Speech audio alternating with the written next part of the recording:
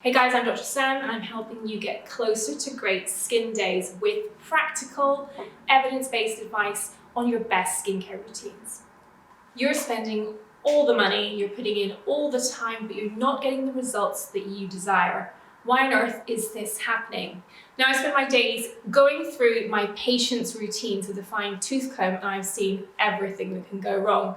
But I can tell you that the commonest reason things don't reach their desired endpoint is simply doing too much. So I'm going to go into the 7 habits I see patients doing all the time that stop them from getting the results they desire. Let's start.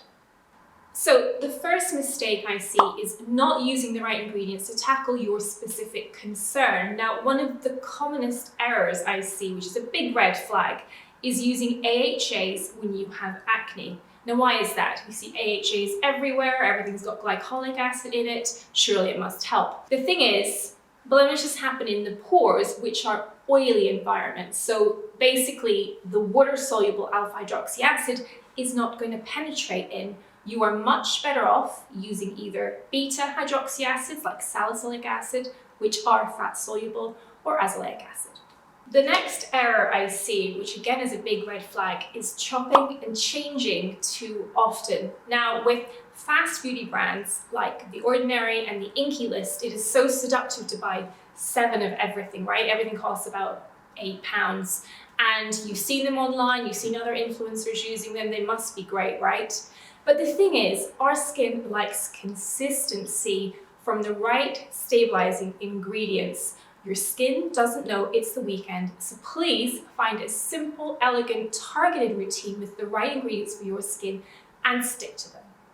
The next reason your regime might be underperforming is that you're not dosing things correctly. Now again, the fault lies with the brands who fail usually to give you guidance on this, and never more so than when it comes to using sunscreen correctly. The terms apply liberally or generously. I mean, whatever does that mean? It means 7 different things to 7 different people. So my advice is to seek out brands that provide you with a pump so you know exactly how much you're getting with each dose, and instructions that tell you how much to use and how often.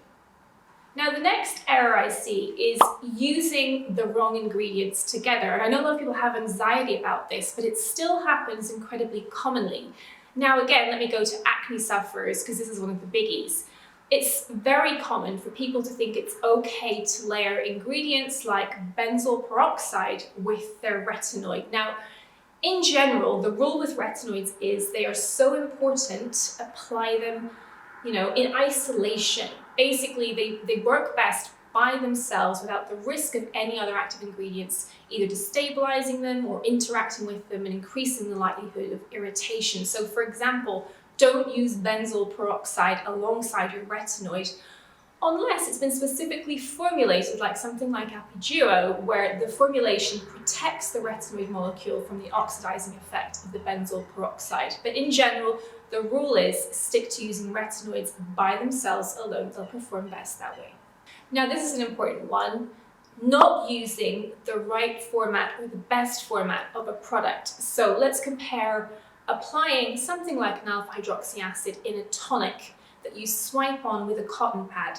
It's a much less precise way to dose your AHA than it is to measure it out using a fingertip so it's reproducible, so you can use the same amount each day, and you can apply it in a more controlled fashion to the targeted areas. It might be the full face or it might just be the lower face, but equally, you can measure it. What you can measure does better.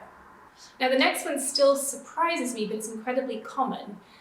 Using more than the one product from the same category. So I will get DMs on a daily basis about using 2 retinoids together. How do I go about doing that? So Flawless Nightly Serum, can I use that alongside my tretinoid? Which one goes first? Now, the key thing with retinoids is to increase the intensity rather than trying to layer more than one product to get a stronger effect. But I would always challenge you to check in to see whether or not you actually do need to escalate the strength in the first place. So many people think because there's a stronger strength out there, I should be using it. I must go harder and faster and longer. And it's not necessarily the case. So make sure you define your skin goals in the first instance stick to using one product from each category, and then check in 6 weeks, 12 weeks, a sensible time frame to see whether you're on track. Now, an important one to finish on, not using products for long enough. We humans are so impatient, we want results yesterday, but with skin, it is so important, as I said before, to make sure you check in at sensible times on your journey. So 6 weeks, 12 weeks, basically blocks that represent a skin cycle, is the way to really determine whether something's working for you. So chart your progress, take the selfies, put a note in your diary to check in with yourself in those kind of sensible time frames, and use each product up until you finish it. Let's not jump around from product to product. It's not a sensible approach to using your products up. It's better for the environment. Commit to something, use it all up, assess your progress, and you'll find that your results are much, much better. So I hope that was helpful, guys. I am so committed to helping you get the results that you deserve from your skincare. You've invested, you want to get those results and achieve a skin transformation that gives you joy and happiness and confidence. So let's use our products correctly. Let's have structure. You can have more fun with your makeup as a consequence. But yeah, I hope that was useful, guys, and I look forward to seeing you again soon. Bye for now.